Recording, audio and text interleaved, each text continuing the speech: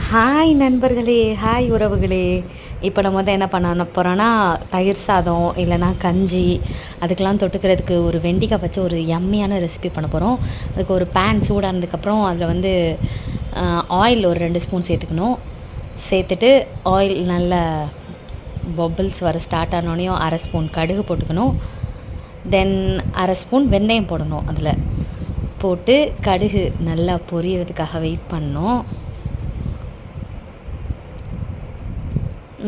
நல்லா பொரிஞ்சதுக்கப்புறம் அதில் ஒரு கொத்து கருவேப்பிலை போட்டு இந்த மாதிரி வெடித்ததுக்கப்புறம் அதில் ஆனியன் போட்டு நல்லா ஃப்ரை பண்ணோம்.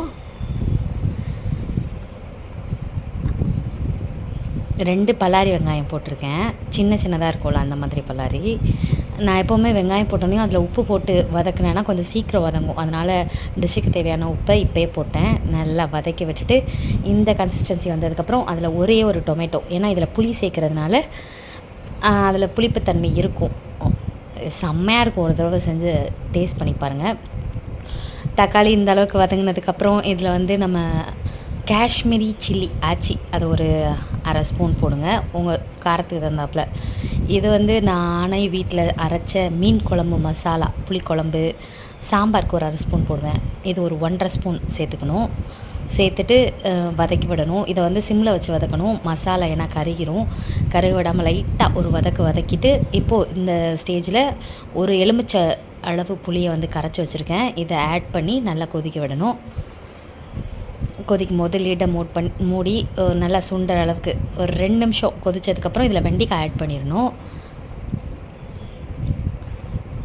கொதிச்சிருச்சா? இப்போது நம்ம வெண்டைக்காய் ஆட் பண்ண போகிறோம். ஆட் பண்ணி நல்லா ஒரு கிளறி விட்டுட்டு, பார்க்கவே அவ்வளோ க்ரீனியாக இருக்குல்ல. திருப்பி லெட் போட்டு மூடி நல்லா இதை இப்போ இது அவ்வளோதான், ப்ராசஸே முடிஞ்சு. இதை நம்ம நல்லா வற்ற வைக்கணும். இதில் ஒரு சீக்ரெட் இன்க்ரீடியன்ட்ஸ் போடுவேன், அதுதான் இதில் ஸ்பெஷலிஸ்ட்.